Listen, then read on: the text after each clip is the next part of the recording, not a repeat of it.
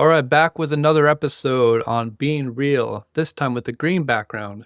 Because one time someone said that if I have a red light background, it's because I'm entering into demonic frequencies, and so I want to have a higher frequency, and so they suggested green.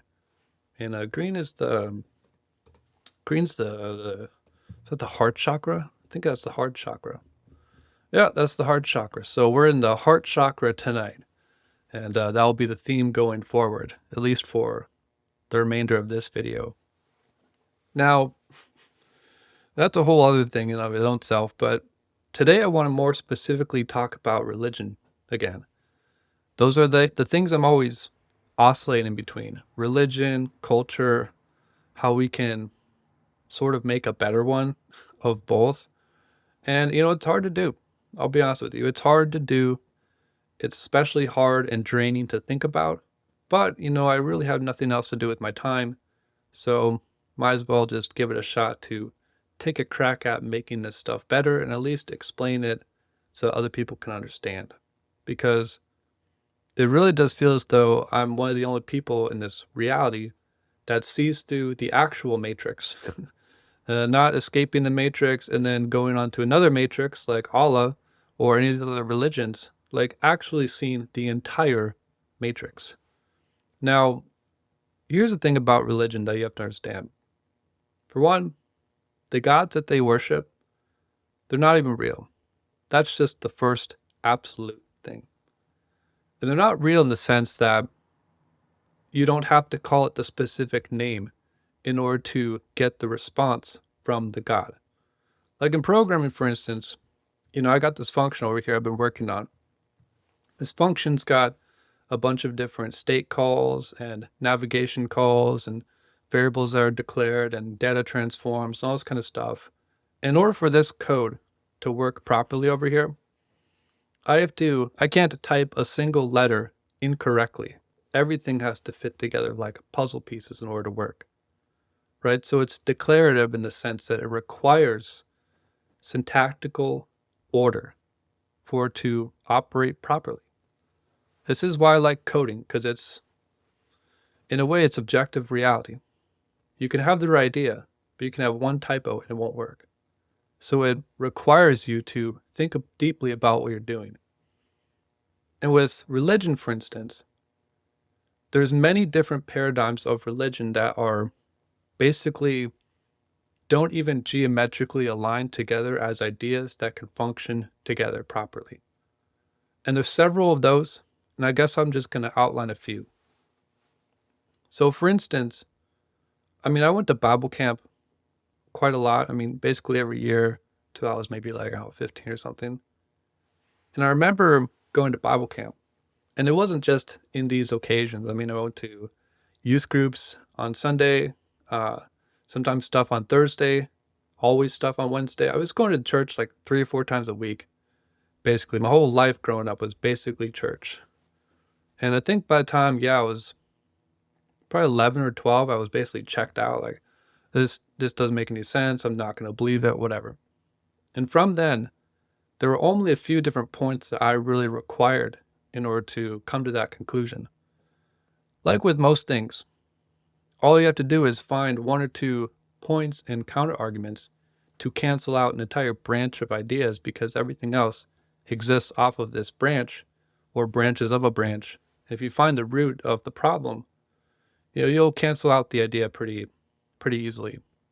Now, I remember one of those things was this idea of, well, what about the people that never knew Jesus, never even knew of this concept altogether?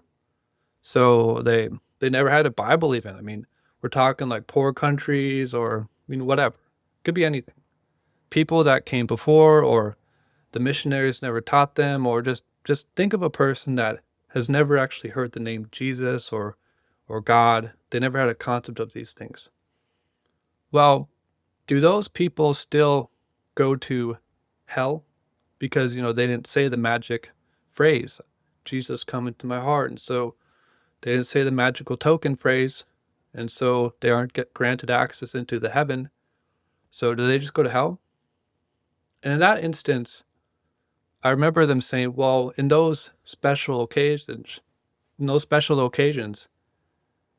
It's more or less about the quality of your heart and the intention of the person. And if that's right, then, then they will go to heaven. And I remember them saying that with such a confidence. And I remember hearing it like, oh, that cancels out the entire paradigm altogether. Because what you're basically telling me is that God is this multi-dimensional recording device state generator where you can just essentially live life properly. And by default, that becomes the access token into heaven.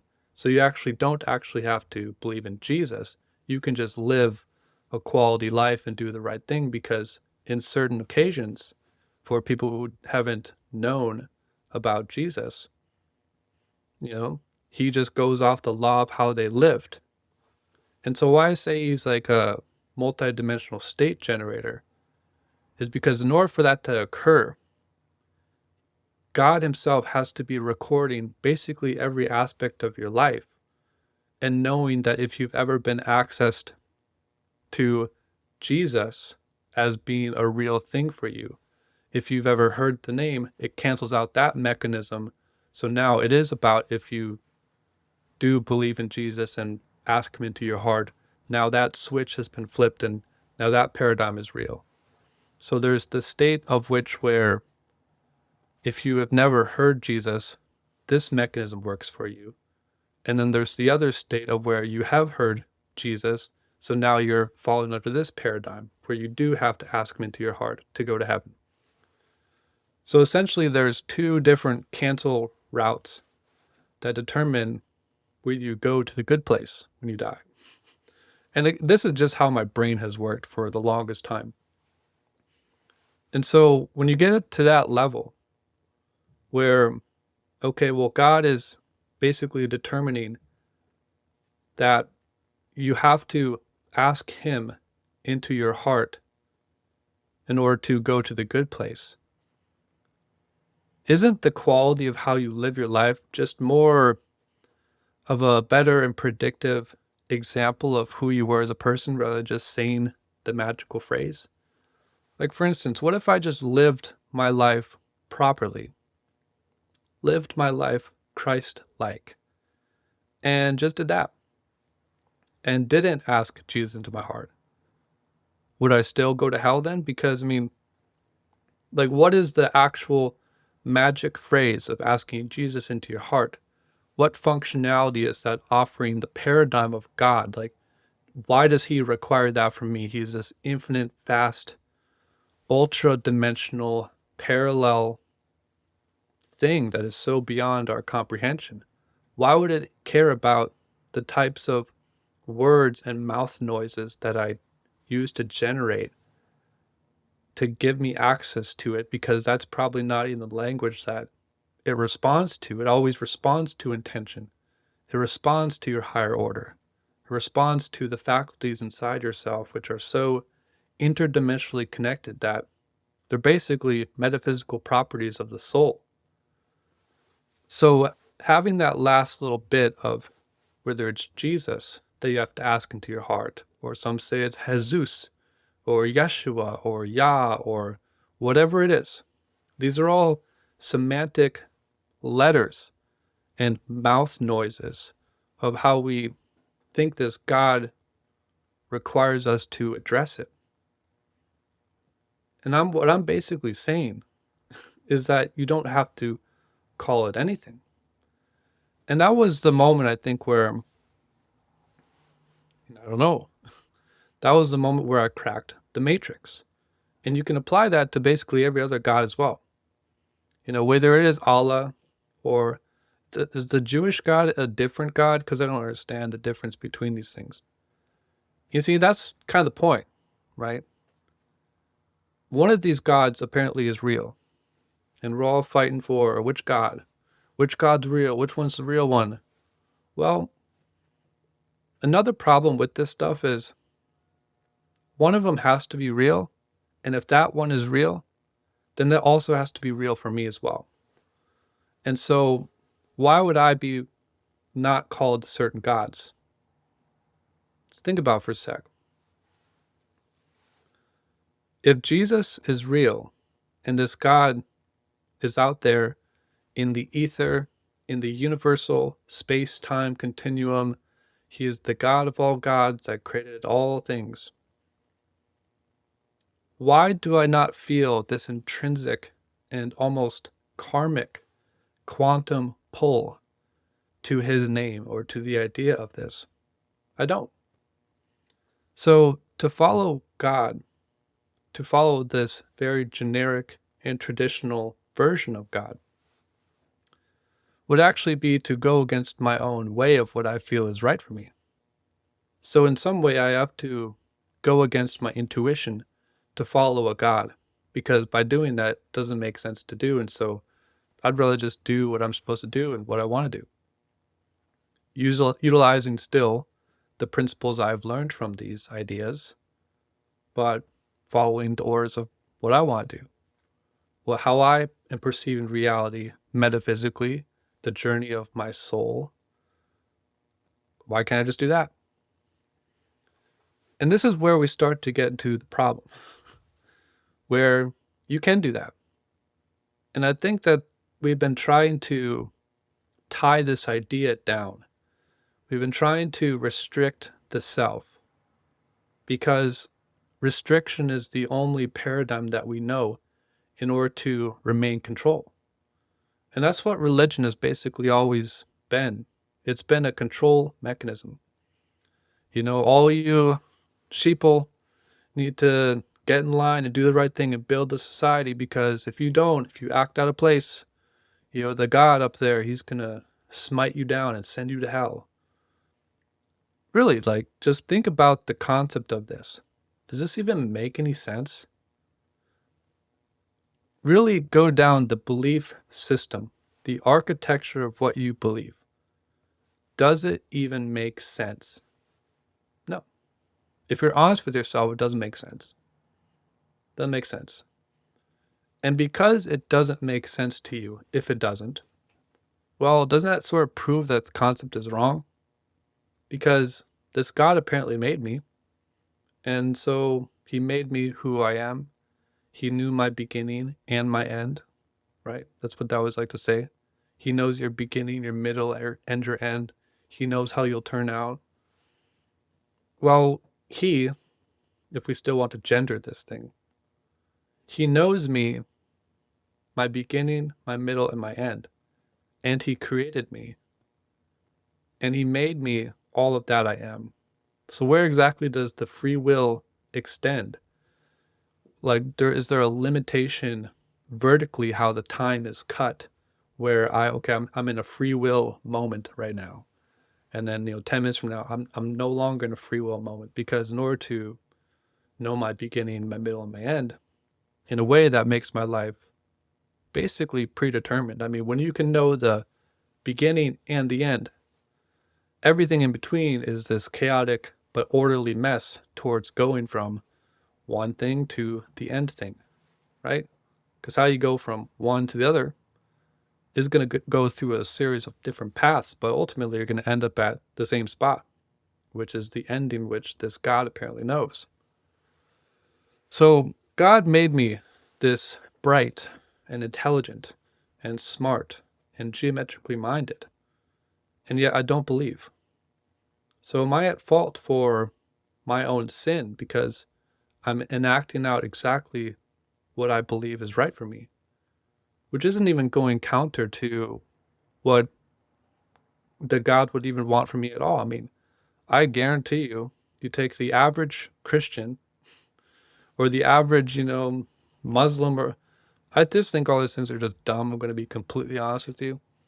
You take any of these archetypes of a human being that you can be that worships God, I guarantee you, I have a greater connection to the thing that they're all trying to connect to easily by a factor of like 3 or 4 or 5.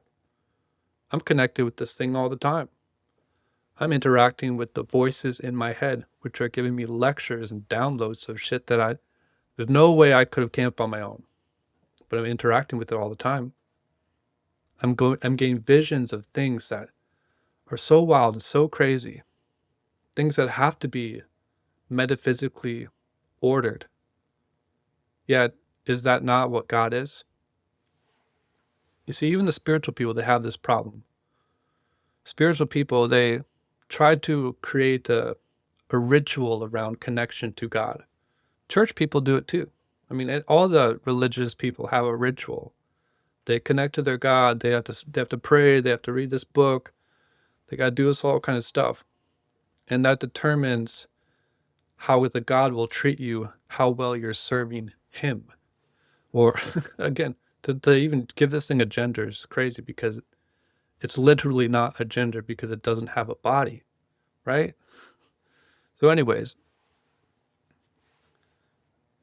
when you look through this concept clearly, when you really allow all the religious stuff, this denseness that you feel in your life, to eradicate and go completely away, you will be left feeling like there is a type of emptiness. You will be left feeling like, oh, well, what now? And that is going to happen, you know? And I think that because that will happen, people don't necessarily like to go down the rabbit hole this deep. So it's more or less, well, I might as well just still believe in Jesus or still believe in whatever because it gives me, the meanings in my life. And there will be even people that say that you can't find meaning unless you have religious ideology. And I'd say that if you're an average or normal person, you're probably right.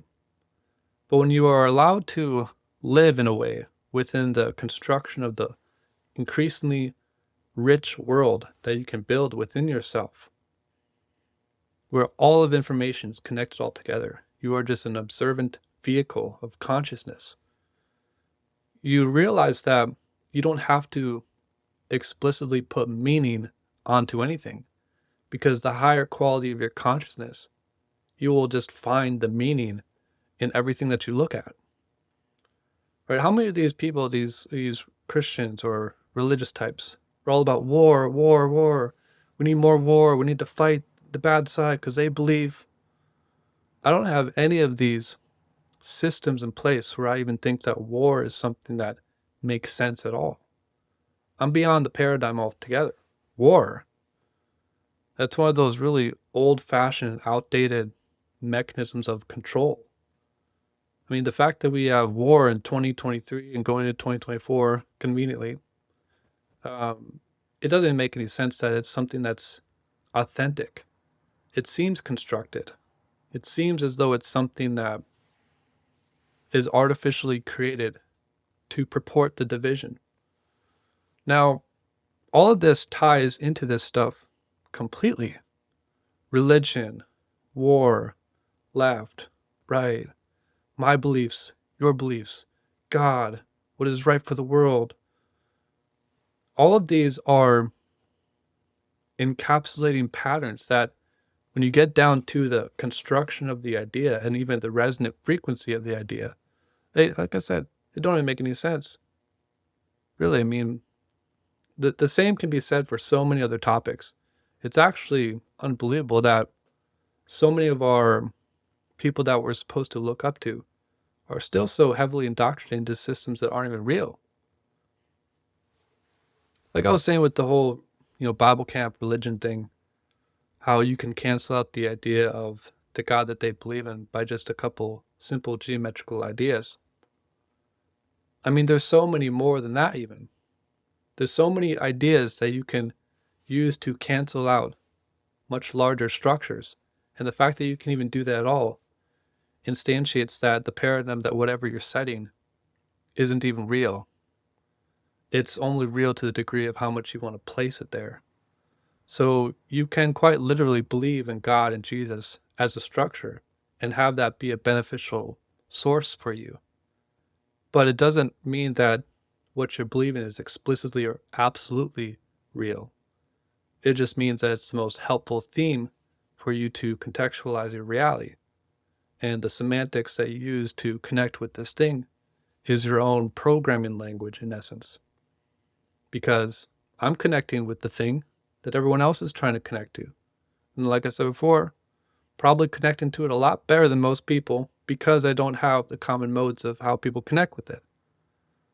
The connection I have with it is something that's almost something that's built off of the absolute trust in the nature of its mystery, which isn't that what how you would describe what faith is? So it's all about having faith in God, faith in Jesus. But yet I have the faith, but I don't have the Jesus part. But yet I have the after effects of what this stuff is and have the direct connection with the thing while bypassing the Jesus part. So then some people would say, well, that's the devil and that's Satan because Jesus is the only way. You see, this stuff, it starts to get into this whole other paradigm where it's almost impossible to talk with these people. You know, it's impossible to reason with people that are deeply embedded into fear. I can't do it. So these are the things I think about religion. I think it's all a scam. You know, we have a lot of recent creators that are all about Allah now. They hop on the Allah train. And, you know, I think it's just, what do the kids call it? The kids call it clout chasing. It's a good business strategy to, you know, adopt that belief system. It's one of the truer religions that exists now because it remains the strongest and intact, meaning if I say anything bad against it, they'll go out and kill me. So that values its efficacy as a thing which people stand behind, which means it's real. The more violent you can be for defending your belief systems determine how real it is. Like, how fucking retarded is that? Just think about that. The ones who are the most violent to defend their religion are those that ironically probably don't believe it the most because they are so offended when you don't believe. See, I have no violence towards wanting to inflict my religious ideologies over top of anyone because, for one, I know that probably 0.01% of the people would even resonate with these ideas at all because most people are addicted to the fear. Most people need the fear. They need to have their mission in life almost be this thing that they have to always get away from, which is another version of themselves that they don't want to be. But we try to make it God that's after us and not actually how we're kind of after our own self. It's this really multidimensional metaphysical journey of becoming real. And it's hard for people to do. I've seen it time and time again. You find it with spiritual people. Spiritual people, they reach a level where they are almost there, but then they just stagnate for a while and never quite make it. Why is that? You see this stuff all the time where it's like people can get to the edge of perception, but then right when it gets really deep where it's supposed to be, where they're supposed to link around further, well, you know, they don't really want to talk about that or they, you know, switch to another thing. You have to find where exactly you're stopping and hitting walls within yourself at every single paradigm of what you think is real. And when you find that you're the wall creator, you're building your own walls. You're designing your own perception. You're designing your own cage, oftentimes too. You'll realize that when you break free of so many of those self-induced patterns, how you then have to contextualize or build your reality to do so in the traditional religious frameworks doesn't even bring up a concept as if it's even something you should even do or if it's real or it's like an older paradigm. It's something that's so ancient and so lost that doesn't really ring true anymore. And the thing is, it doesn't have to, right?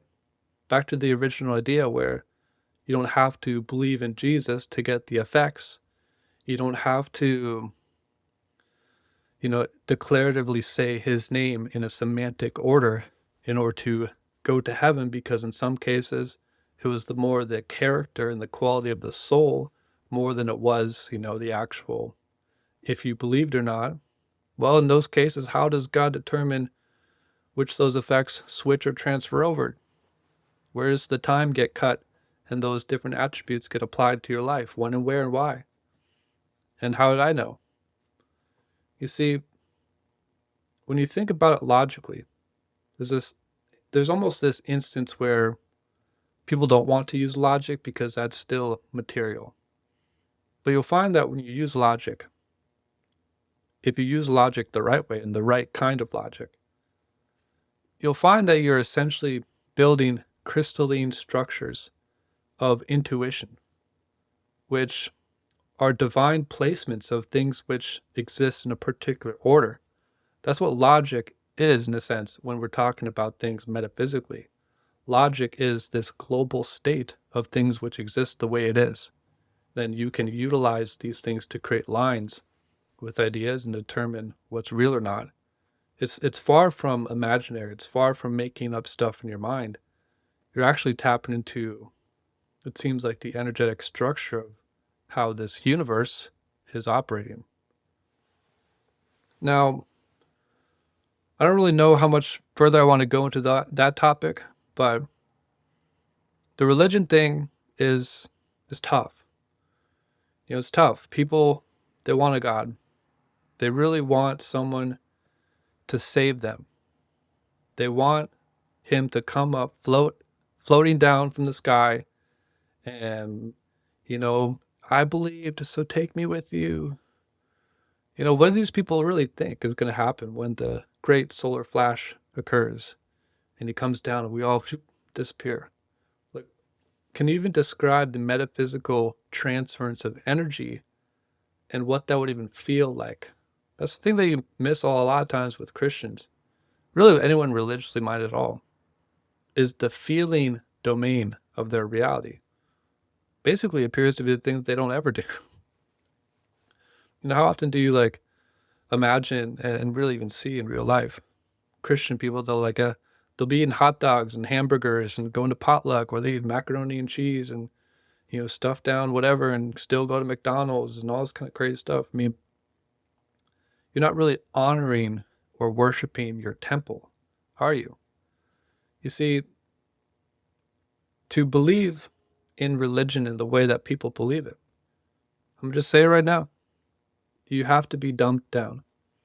There is something that is sucking your life force energy and keeping you in a loop, because it's intrinsically not even true, for one. And for two, even if it is true, all the rules and the parameters that we have set for it are not needing to necessarily be followed in the exact way that we as humans believe it is, because that thing is so far out and so ethereal, and like I said, is a multi-dimensional state map generator, that all of our humanity of what we think we need to do for it is so already accounted for in your actions and how you live, that it doesn't care what you call it as a name. It's beyond what you call it as a name. In fact, I think that people, they try to call it as a name and reach out to it as a type of insurance, because they feel as though that they can almost hide away from the fact of how they actually live. So I give the God praise and worship, but I actually don't live like it. So I just have to give it the praise and worship through my words and hope that it actually doesn't see all of me. It's much more courageous to just go out there into this mysterious and strange world and be like, I don't know what to call you, dude, God, whatever, but I trust and have faith that whatever this whole construction of reality, this life game, this thing that I'm evolving and ascending through and learning so much from, that on the back end experience, it's probably all worked out and you do got something in order. So I'm just going to keep doing my best, and maybe at the end, it all makes sense. You see, you can just go that life path, and wow, that feels so much more freeing, feels so much more like I can actually be my own self. And it actually feels like I can embrace mistakes and failure, and I won't have this eternal damnation of hell that I go to. See, all these things are really important to ask yourself.